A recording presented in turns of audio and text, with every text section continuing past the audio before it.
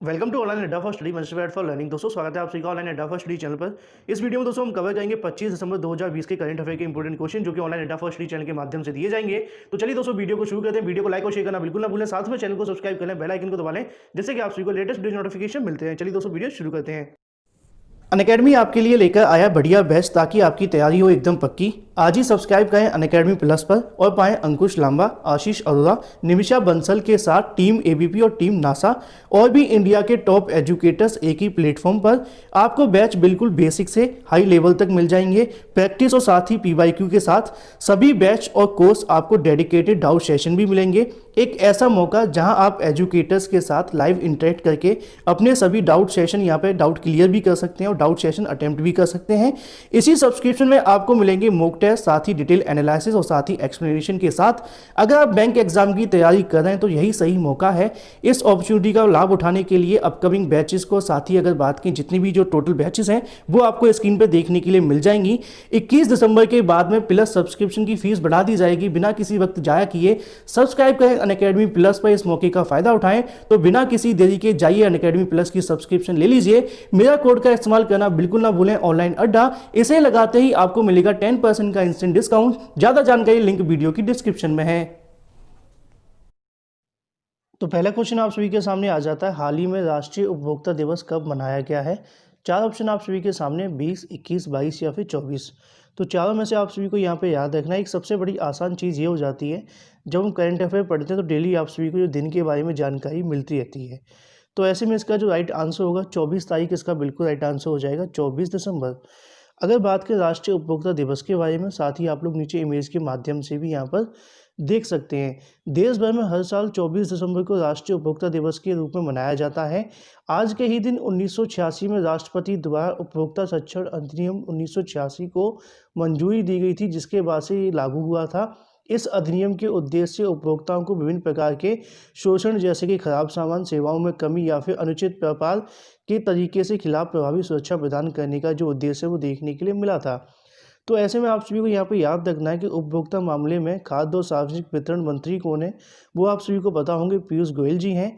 अगर हम बात करें राष्ट्रीय उपभोक्ता दिवस के अधिकार के बारे में, तो यह दिन लोगों को उपभोक्ता अधिकार अभियान महत्व और साथ ही प्रत्येक उपभोक्ता को उनके अधिकारों की जिम्मेदारियों के बारे में अधिक जागरूक बनाने का अवसर प्रदान करता है। जागरूक ग्राहक जागरूक, जिसका अर्थ आप सभी जानते हैं कि जागरूक उपभोक्ता बने। उपभोक्ता मामले को लेकर विभाग द्वारा शुरू किया गया एक उपभोक्ता कार्यक्रम भी है, जिसके बारे में आप सभी को यहाँ पर जानकारी रखनी है। वहीं दूसरी तरफ बात करें अपने अगले क्वेश्चन के बारे में। अगला क्वेश्चन आप सभी के सामने आ जाता है। जिन्होंने वीडियो को लाइक नहीं किया, वीडियो को लाइक कर दें, साथ में शेयर कर दें और चैनल को सब्सक्राइब करना बिल्कुल ना भूलें। अगला क्वेश्चन आप सभी के सामने आ जाता है, विश्व बैंक ने भारत में राजमार्गों को विकसित करने के लिए कितने डॉलर की परियोजना पर सिग्नेचर किए हैं। चार ऑप्शन आप सभी के सामने और राइट आंसर आप सभी को यहाँ पता होना चाहिए। तो ऐसे में इसका जो राइट आंसर होगा वो आप सभी कमेंट करके बता सकते हैं। 400 मिलियन, 500 मिलियन या फिर 600 मिलियन। जैसा कि आप सभी देख पाए कि रोज विश्व बैंक की तरफ से या फिर अगर बात करें वर्ल्ड बैंक की तरफ से या फिर एडी बैंक की तरफ से, एशियन बैंक की तरफ से, तमाम यहाँ पे परियोजना पर सिग्नेचर किए जाते हैं और ये कहीं ना कहीं आप सभी के एग्जाम के लिए महत्वपूर्ण भी होते हैं। तो ऐसे में इसका जो राइट आंसर होगा 500 मिलियन, इसका बिल्कुल राइट आंसर हो जाता है। विश्व बैंक ने भारत में राजमार्गों को विकसित करने के लिए 500 मिलियन डॉलर की परियोजना पर सिग्नेचर किए हैं। साथ ही अब सवाल आता है विश्व बैंक के बारे में। जैसा कि आप सभी को बताया कि मैंने कई बार आप सभी को बता दिया है, अब तो आप लोगों को याद हो गया होगा कि यहाँ पे इसका मुख्यालय कहाँ पे, वॉशिंगटन डीसी में है, संयुक्त राज्य अमेरिका। साथ ही अगर बात करें यहाँ पर इनके अध्यक्ष के बारे में, डेविस मलपास जी हैं। स्थापना कब हुई थी? 1944 में हुई थी। अगर बात करें केंद्रीय सड़क परिवहन और राजमार्ग मंत्री कौन है? नितिन जयराम गडकरी। तो इसके बारे में आप सभी को यहाँ पर पता होना चाहिए। तो ऐसे में विश्व बैंक की तरफ से राजस्थान, हिमाचल प्रदेश, उत्तर प्रदेश और साथ ही अगर बात करें आंध्र प्रदेश राज्यों के सुरक्षित और ग्रीन राष्ट्रीय राजमार्ग कॉरिडोर निर्माण करने के लिए 500 मिलियन अमेरिकी डॉलर की परियोजना पर सिग्नेचर किए हैं। यह परियोजना सड़क परिवहन और राजमार्ग मंत्रालय की सुरक्षा की हरित प्रौद्योगिकियों को मुख्य धारा को लाने में क्षमता भी बढ़ाएगी। तो ऐसे में आप सभी को यहाँ पर याद रखना है। वहीं दूसरी तरफ बात करें अपने अगले क्वेश्चन के बारे में। अगला क्वेश्चन आता है, हाल ही में सुगत कुमारी जी का निधन हुआ है। चार ऑप्शन आप सभी के सामने, इनका संबंध किससे था आप सभी को कमेंट करके बताना है। अभिनेत्री, कवि, कार्यकर्ता, ए और बी दोनों या इनमें से कोई नहीं। तो चार ऑप्शनों में से इसका जो राइट आंसर होगा वो आप सभी यहाँ बता सकते हैं। तो ऐसे में इसका जो राइट आंसर कवि और कार्यकर्ता बिल्कुल राइट आंसर हो जाएगा। अगर आपसे एक भी क्वेश्चन के अंदर पूछा जाता है तो आप कवि यहाँ पे आकर लगा करके जाएंगे। तो इनका जो नाम था सुगत कुमारी जी थी। आप सभी को बताना चाहूँगा इनके बारे में। लेकिन उससे पहले इमेज आप सभी यहाँ पर देख सकते हैं। प्रसिद्ध कवि और कार्यकर्ता सुगत कुमारी कोरोना वायरस संक्रमित होने के बाद में निधन हो गया। 1970 के दशक में आकार लेते हुए सेव साइलेंट वैली मूवमेंट की सबसे सक्रिय प्रचारक में से एक थी। उन्होंने कविता अगर बात करें मैराथन स्थिति एक पेड़ के लिए भजन लिखी थी, जिसे साइलेंट वैली को बचाने के लिए हर दूसरे विरोध में सुनाया गया था। सुगत कुमारी को साल 2006 में भारत के चौथे सबसे बड़े नागरिक पद्म श्री से सम्मानित भी किया गया था। इसी वजह से आप सभी को यहाँ पर याद भी रखना है। अगला क्वेश्चन आप सभी के सामने आ जाता है। हाल ही में देवेंद्र फडणवीस के माध्यम से माधव भंडारी द्वारा लिखित पुस्तक का विमोचन किया गया है। तो आपको यहाँ पुस्तक का नाम बताना है, कौन सी पुस्तक है। कोरोना कविता काल, काशी, अयोध्या या इनमें से कोई नहीं। तो 4 ऑप्शनों में से इसका जो राइट आंसर होगा ऑप्शन नंबर सी इसका बिल्कुल राइट आंसर हो जाएगा, अयोध्या।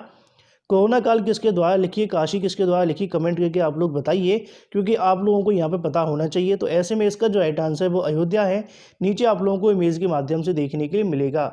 महाराष्ट्र के पूर्व मुख्यमंत्री, विधानसभा के मौजूदा विपक्ष नेता की अगर बात करें, देवेंद्र फडणवीस के माध्यम से माधव भंडारी द्वारा लिखित पुस्तक अयोध्या का विमोचन किया गया। यह पुस्तक अयोध्या में राम के मंदिर के लिए किए गए विरोध प्रदर्शन को सारांशित करते हुए एक प्रमुख संदर्भ दस्तावेज के रूप में काम करेगी।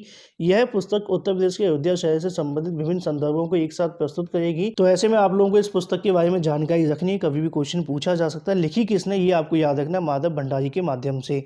अगला क्वेश्चन दोस्तों आप सभी के सामने आता है। टोकन पेमेंट शुरू करने के लिए गूगल पे के साथ में साझेदारी की है, किसने की है, पेटीएम, फोन पे, पेयू या फिर अगर बात करें इनमें से कोई नहीं।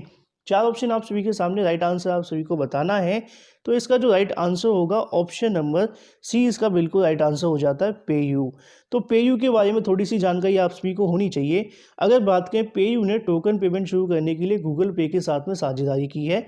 पेयू ने गूगल पे के साथ मिलकर भारतीय व्यापारियों के लिए टोकन भुगतान सेवा शुरू कर दी है।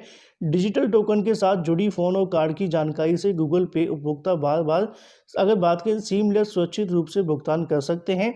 वन क्लिक भुगतान विकल्प के माध्यम से पेमेंट डिटेल को फिर से डालने की आवश्यकता नहीं होगी।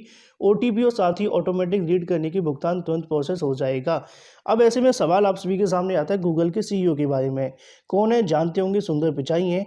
मुख्यालय कहाँ पे, कैलिफोर्निया के अंदर, संयुक्त राज्य अमेरिका में। साथ में आपसे पूछ लिया जाता है कि पेयू की स्थापित कब किया गया था। तो ऐसे में 2006 आप सभी को याद रखना है। पेयू के सीईओ कौन है, लॉरेंट ले मूटेल। ठीक है, तो ये जानकारी आप सभी यहाँ पे याद रखिए, लॉरेंट ले मूटेल। अगला क्वेश्चन आप सभी के सामने यहाँ पे इमेज के माध्यम से भी आपको देखने के लिए मिल जाएगा। अगला क्वेश्चन दोस्तों आप सभी के सामने आता है। अमर सिंह कॉलेज को यूनेस्को पुरस्कार से नवाजा गया है, कहाँ पर स्थित है आप सभी को बताना है। 4 ऑप्शन आप सभी के सामने है और क्या इसका राइट आंसर होगा कमेंट करके आप लोग बता सकते हैं। तो ऐसे में आप सभी को याद रखना है कि अमर सिंह कॉलेज को यूनेस्को पुरस्कार से नवाजा गया। कौन सा पुरस्कार, ये भी आप सभी याद रखिएगा। तो इसका जो राइट आंसर होगा श्रीनगर, इसका बिल्कुल राइट आंसर है। अमर सिंह कॉलेज श्रीनगर के अंदर है। ठीक है, तो ऐसे में श्रीनगर के अमर सिंह कॉलेज को सांस्कृतिक विरासत संरक्षण के लिए 2020 के यूनेस्को एशिया पैसिफिक अवार्ड से सम्मानित किया गया है। अवार्ड ऑफ मेरिट से इनको नवाजा गया है। अगर बात करें, अमर सिंह कॉलेज को बहाल करने से कश्मीर के सबसे प्रमुख संस्थागत भवनों में से एक को यहाँ पर अपना जो गौरव है वो वापस मिल गया है। तो आप सभी को यहाँ पे याद रखना है, कॉलेज की जो इमारत है 80 साल पुरानी, केंद्र शासित प्रदेश जम्मू कश्मीर में आप सभी को याद रखना है अमर सिंह कॉलेज का संरक्षण किया गया था। यहाँ पे आपको देखने के लिए मिल जाएगी उसकी इमेज। ठीक है, तो 80 साल पुरानी जो इमारत है वो आपको देखने के लिए मिली है। यूनेस्को एशिया पैसिफिक अवार्ड्स में से अवार्ड ऑफ मेरिट से इनको नवाजा गया है। वहीं अगर बात करें अपने अगले क्वेश्चन के बारे में, अगला क्वेश्चन दोस्तों आप सभी के सामने देखने के लिए मिलता है।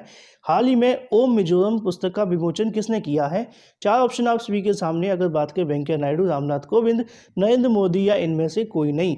तो आप सभी को यहाँ पे याद रखना है, क्वेश्चन बहुत ही ज़्यादा इंपॉर्टेंट है। जब राष्ट्रपति या उपराष्ट्रपति के माध्यम से कुछ ऐसा होता है तो कहीं ना कहीं सवाल आप सभी से पूछ लिए जाते हैं, डायरेक्ट ही पूछ लिया जाता है कि हमारे उपराष्ट्रपति कौन है। तो ऐसे में आप सभी को यहाँ पे ओम मिजोरम पुस्तक के बारे में, साथ ही जिन्होंने विमोचन किया उसके बारे में आपको बिल्कुल याद रखना है, कभी भी पूछा जा सकता है। तो इसका राइट आंसर होगा Venkaiah Naidu. Option number B इसका बिल्कुल राइट आंसर हो जाता है। उपराष्ट्रपति वेंकैया नायडू ने वीडियो कॉन्फ्रेंसिंग के जरिए मिजोरम के गवर्नर PS श्रीधरन पिल्लई द्वारा लिखित ओम मिजोरम बुक को यहाँ पे विमोचन किया है। पिल्लई वकील, विपुल लेखक और साथ में अगर बात करें समाज सेवी और एक विचारक हैं। उन्होंने मलयालम और साथ ही अगर बात करें अंग्रेजी में 125 के समथिंग जो किताबें वो लिखी हैं। ओम मिजोरम अंग्रेजी में उनका पहला कविता संग्रह है, इसलिए आपको यहाँ पे याद भी रखना है। तो किसके द्वारा लिखी गई ये आप सभी यहाँ पे देख सकते हैं। PS श्रीधरन पिल्लई इसका बिल्कुल राइट आंसर होगा। और साथ ही विमोचन किसने किया वो आप लोग इमेज के माध्यम से देख सकते हैं। तो ऐसे में इसका जो राइट आंसर हो जाएगा वेंकैया नायडू, इसका बिल्कुल राइट आंसर हो जाता है। अगला क्वेश्चन दोस्तों आप सभी के सामने आता है, हाल ही में कमला Devi Chattopadhyay NIF book prize का ऐलान हुआ है, इसमें कितना नगद पुरस्कार दिया जाता है। असल में मामला क्या है कि यहाँ पे 2 विजेता हुए थे, दोनों के नाम पूछने से अच्छा मैंने यहाँ पे आप सभी से पूछा है कि कितना प्राइज इसके अंदर दिया जाता है, जिससे कि प्राइज के माध्यम से आपको पता चल जाएगा दो कौन कौन यहाँ पे विजेता हैं और साथ में सारी जानकारी मिल जाएगी।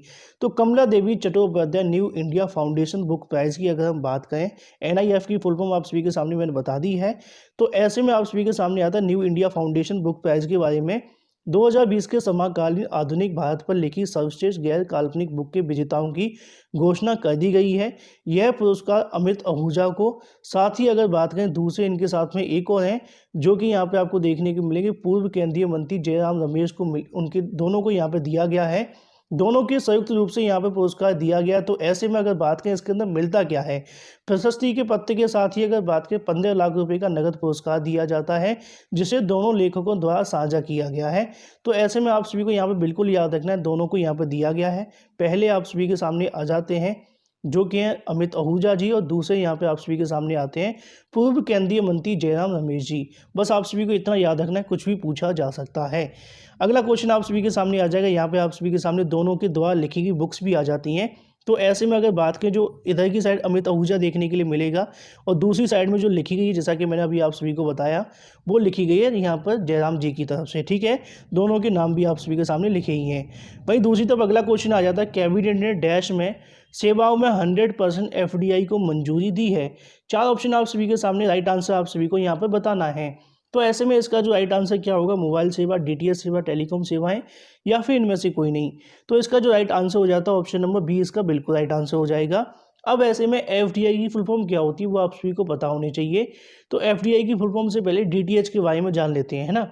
डायरेक्ट टू होम, जैसा कि आप सभी को पता होगा, हम सुबह से देखते आ रहे हैं। अगर बात करें FDI के बारे में, तो यहाँ फॉरेन डायरेक्ट इन्वेस्टमेंट के बारे में जानकारी दी गई है। ठीक है, दोनों की फुल फॉर्म आप सभी को पता चल जाती है।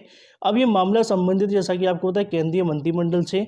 तो केंद्रीय अगर बात करें मंत्री कौन है, आप सभी जानते होंगे, सूचना प्रसारण मंत्री कौन है, प्रकाश जावड़ेकर जी हैं। यहाँ पर केंद्रीय मंत्रिमंडल डायरेक्ट टू होम प्रसारण सेवाओं के लिए संशोधित दिशा निर्देश में अपनी मंजूरी दे दी है, जिसके बाद से DTH में 100% प्रत्यक्ष विदेशी के साथ अगर बात करें लाइसेंस की अवधि बढ़ाकर 20 साल कर दी गई है। अभी INB दिशा निर्देशों के कारण इस क्षेत्र में 100% FDI का लाभ नहीं मिल रहा था। दिशा निर्देशों को संशोधित करते हुए अब यहाँ पे 100% जो लाभ है वो मिलेगा। तो ऐसे में आप सभी को याद रखना है। वहीं दूसरी तरफ आप सभी को नीचे इमेज भी देखने के लिए मिल जाएगी DTH की। अगला क्वेश्चन दोस्तों आप सभी के सामने आ जाता है, हाल ही में किस राज्य ने किसानों के लिए फ्रूट पोर्टल को अनावरण किया है। 4 ऑप्शन आप सभी के सामने, राइट आंसर आप सभी को बताना है, किसानों से संबंधित है और क्वेश्चन पूछा जा सकता है क्योंकि आप सभी जानते भी हैं। तो ऐसे में उत्तर प्रदेश, राजस्थान, महाराष्ट्र या कर्नाटक, 5 ऑप्शन दिएगा, कोई फर्क नहीं पड़ता, आप सभी को एक ही आंसर यहाँ बताना है। तो ऐसे में जो इसका राइट आंसर होगा कर्नाटक, ऑप्शन नंबर डी इसका बिल्कुल राइट आंसर हो जाता है, ऑप्शन नंबर डी। तो ऐसे में कर्नाटक के किसानों के लिए यहाँ पे फ्रूट पोर्टल का अनावरण किया गया है, जिसकी इमेज भी आप सभी को नीचे देखने के लिए मिल जाएगी। तो ऐसे में थोड़ी जानकारी आप सभी के इससे संबंध में रखनी पड़ेगी, क्वेश्चन पूछा जा सकता है।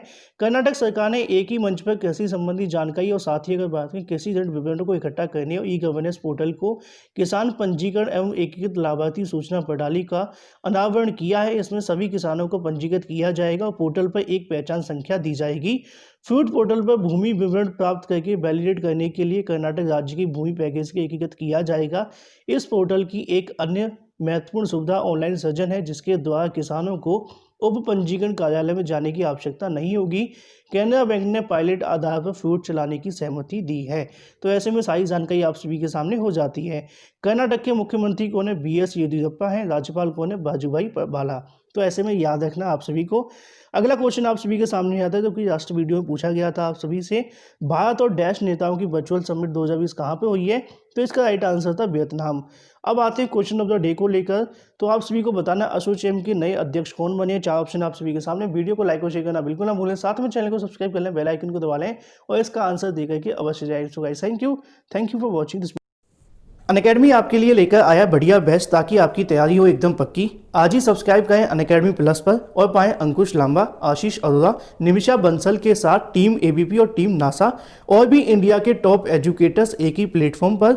आपको बैच बिल्कुल बेसिक से हाई लेवल तक मिल जाएंगे, प्रैक्टिस और साथ ही पीवाईक्यू के साथ। सभी बैच और कोर्स आपको डेडिकेटेड डाउट सेशन भी मिलेंगे। एक ऐसा मौका जहां आप एजुकेटर्स के साथ लाइव इंटरेक्ट करके अपने सभी डाउट सेशन यहाँ पे डाउट क्लियर भी कर सकते हैं और डाउट सेशन अटेम्प्ट भी कर सकते हैं। इसी सब्सक्रिप्शन में आपको मिलेंगे मॉक टेस्ट, साथ ही डिटेल एनालिसिस और साथ ही एक्सप्लेनेशन के साथ। अगर आप बैंक एग्जाम की तैयारी कर रहे हैं तो यही सही मौका है इस अपॉर्चुनिटी का लाभ उठाने के लिए। अपकमिंग बैचेस को साथ ही अगर बात की जितनी भी जो टोटल बैचेस हैं वो आपको स्क्रीन पर देखने के लिए मिल जाएंगी।